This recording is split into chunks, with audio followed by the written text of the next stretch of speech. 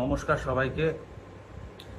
আমার চতুর্থ দফায় অর্থাৎ গত 13 তারিখে বহরমপুর লোকসভা কেন্দ্রের অধীনে ভোটের দায়িত্ব ছিল।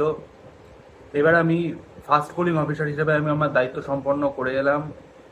আমার ডিসিআরসি ছিল বহরমপুর স্টেডিয়াম, এবং খুব সত্যি কথা বলতে এত সুন্দর এদের ব্যবস্থা এবার করেছেন এনারা, সত্যি ওনারা প্রশংসার দাবি রাখেন। এত দিন ধরে ভোট করছি, এরকম সুযোগ সুবিধা সত্যি কথা বলতে কোনোদিন পাইনি। সুন্দর পরিচ্ছন্ন ব্যবস্থা, সমস্ত কিছু গোছানো গাছানো, সেখানকার কর্মচারীদের বা স্টাফদের মানবিক ব্যবহার সত্যি এবার মুগ্ধ করেছে।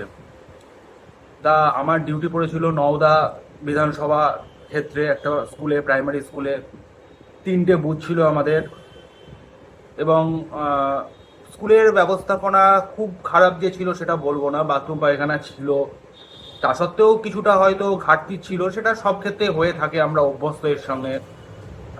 তা আমাদের বুথে ভোটার সত্যি কথা বলতে খুব কম ছিল, যেটা আমাদের ফেভারে গিয়েছে। 564 জন ভোটার ছিল আমাদের, আর আমরা 4 জন ইডিসি ভোট দিয়েছিলাম, অর্থাৎ টোটাল 568 জন। পোল হয়েছে 491 ইডিসি সহযোগে। বুথে সেন্ট্রাল ফোর্স ছিলেন, যেহেতু আমাদের 3টে বুথ ছিল ওখানে, সেজন্য 6 জন সেন্ট্রাল ফোর্স ছিলেন, এবং আমাদের রাজ্য পুলিশ থেকে ছিলেন 4 জন।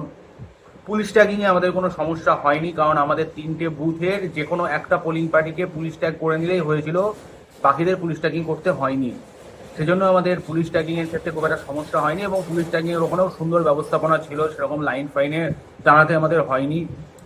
আমাদের গাড়ি দিয়েছিল একটা বাস, আমাদের 3টে পোলিং পার্টির জন্য একটা রিজার্ভ বাস ছিল, সেই বাসে করে আমরা উপস্থিত হয়েছিলাম। খুব সুষ্ঠুভাবে সুন্দরভাবে ভোট সম্পন্ন করেছি।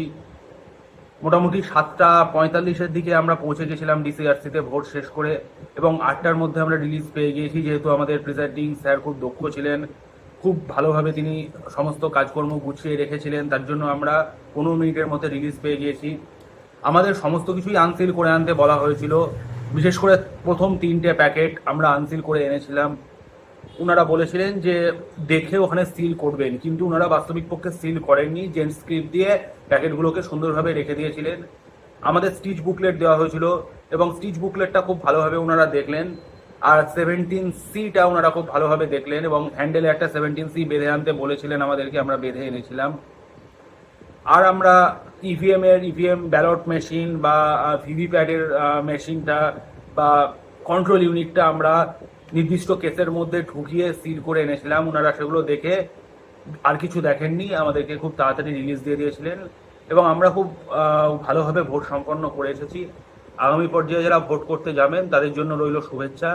আশা করব আপনারাও খুব ভালোভাবে ভোট করে আসবেন, এবং আপনাদেরও একটা সার্বিকভাবে সুন্দর অভিজ্ঞতা হবে। ধন্যবাদ।